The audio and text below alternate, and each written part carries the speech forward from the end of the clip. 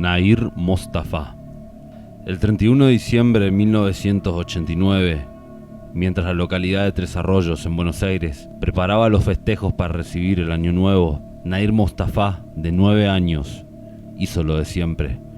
A la siesta, se fue caminando hasta el Club Huracán. Su mamá, Liliana Fuentes, le diría que no tardase mucho en volver, pues deberían realizar los preparativos para recibir el año 1990.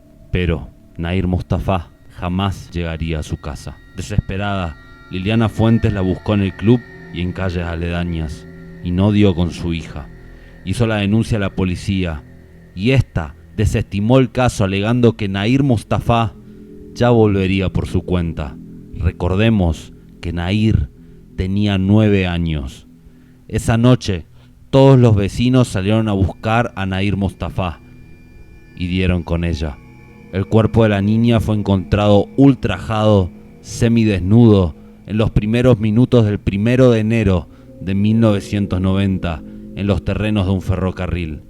Nair Mostafa fue abusada y asesinada. El pueblo reaccionó y los vecinos atacaron la comisaría, causando varios destrozos, indignados por el pésimo accionar policial y también enojados por la poca respuesta de la política. Jamás se supo quién mató a Nair Mostafa.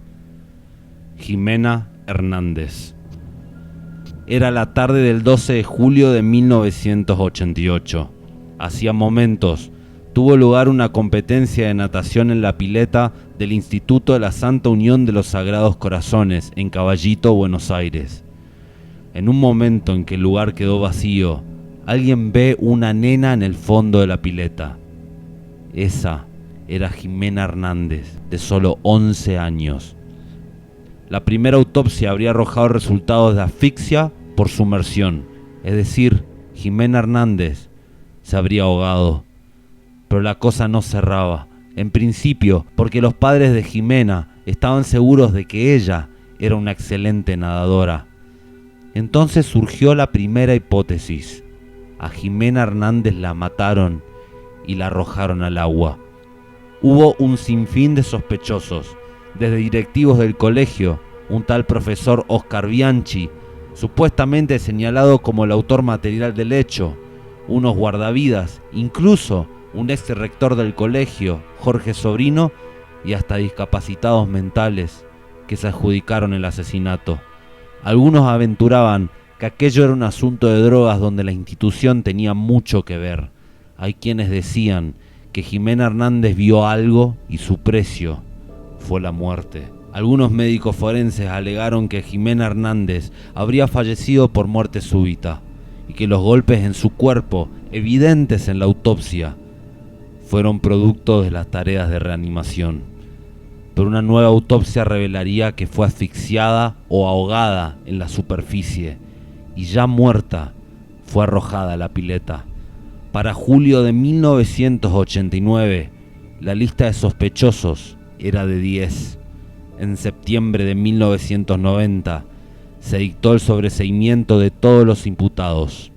Hoy es un caso impune. Nora González.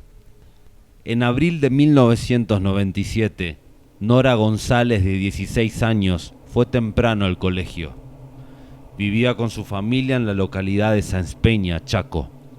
Los padres se preocuparon cuando la muchacha no regresó a casa. Ante el paso de los días y luego de hacer la denuncia a la policía, se manipuló la idea de que González se habría escapado con alguien. El primer sospechoso fue Miguel Sánchez, el novio de la muchacha, pero pronto sería apartado de la causa.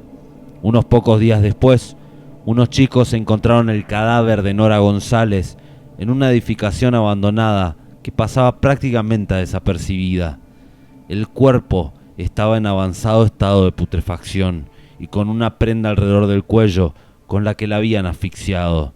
Aparece entonces en escena un tal Hugo Daniel Randazzo, que trabajaba para la policía local y que había sido visto con Nora pocos días antes de su desaparición. Los forenses notaron en la autopsia que el cadáver de Nora presentaba golpes internos, de esos que saben dar a aquellos que no quieren dejar marcas. Se le hizo un estudio a Randazzo y encontraron en uno de sus brazos arañazos, producto de una pelea. Decían que esas marcas fueron producidas por Nora al defenderse. El testimonio clave de esta causa lo realizó una mucama de un motel. La mujer dijo que había visto ingresar a Randazzo con Nora en el establecimiento a eso de las 9:30 de la mañana, el mismo día en que había desaparecido. La mujer sostuvo que alrededor de las 10 escuchó 2 gritos y luego un extraño silencio. Las investigaciones realizadas en el motel indicarían que sería ahí donde Randazzo había asesinado a Nora.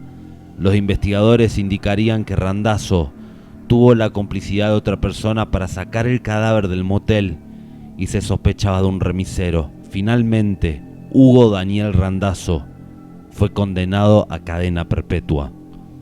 María Ángela Genó. La niña tenía 11 años y fue vista por última vez el 26 de agosto de 1968, cuando volvía del colegio a su casa en bicicleta.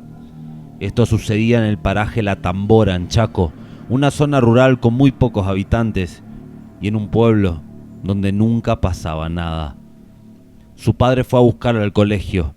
A mitad de camino se encontró con la bicicleta abandonada de su hija y junto a la misma el portafolio que ésta llevaba al colegio.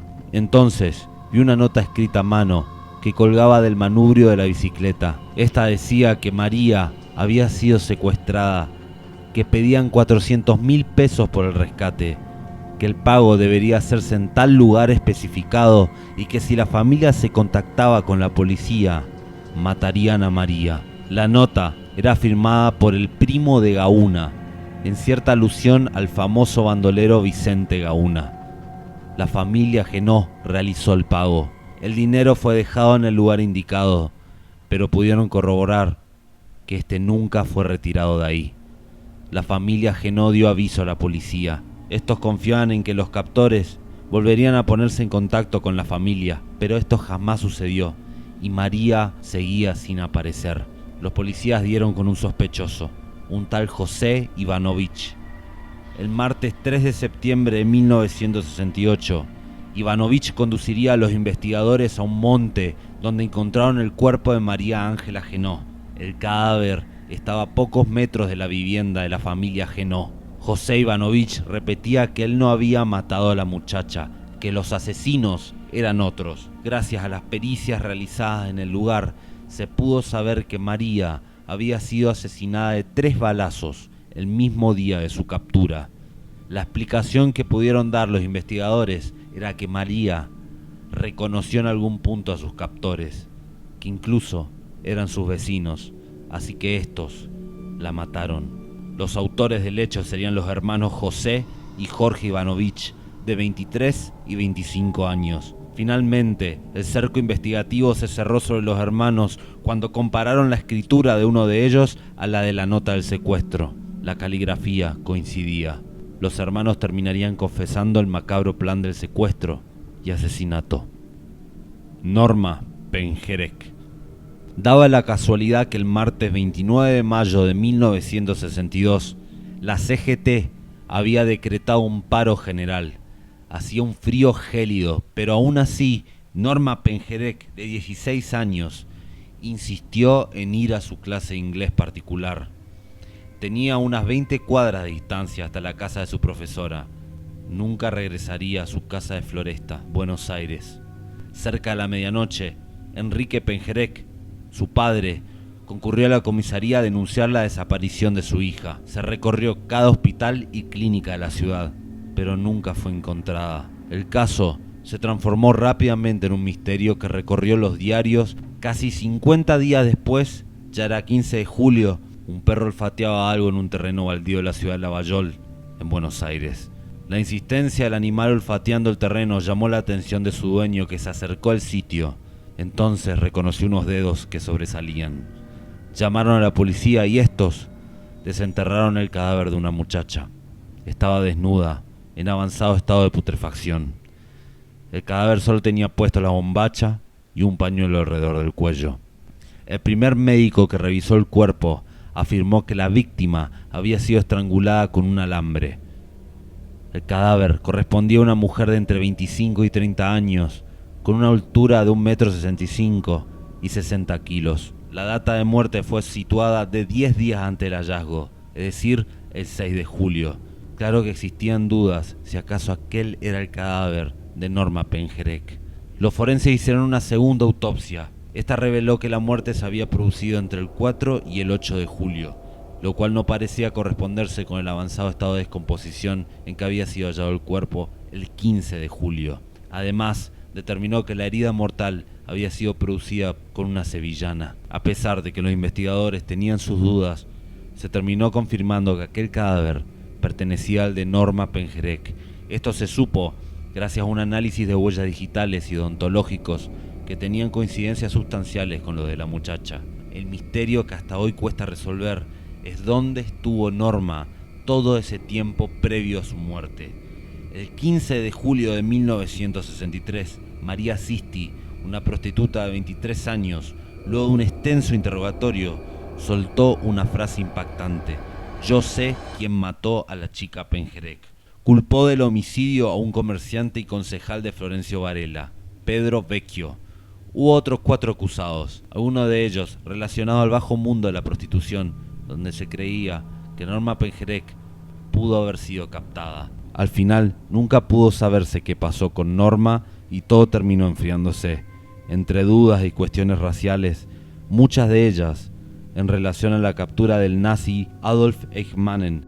Loto, usted tiene una hipótesis desde hace mucho tiempo guardada que podría ser tal vez la causa de este rapto y asesinato, si es que está muerta realmente. Después veremos por qué. ¿En qué se consiste esa hipótesis? Esa hipótesis yo la tuve posteriormente. Usted sabe que esta chica era judía y parece que andaba de novio con el hijo de un jerarca nazi.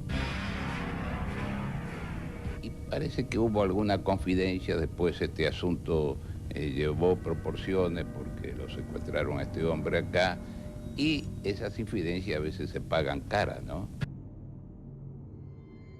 Supuestamente, el padre de Norma fue un entregador y el asesinato una venganza. Puras conjeturas. La causa pasaría por 8 jueces hasta que terminó siendo desestimada. Hoy es uno de los crímenes más misteriosos e impunes de Argentina. Gracias por ver Bajo la Lupa. Si el video te gustó, dale me gusta y suscríbete al canal. Subimos un video nuevo cada semana.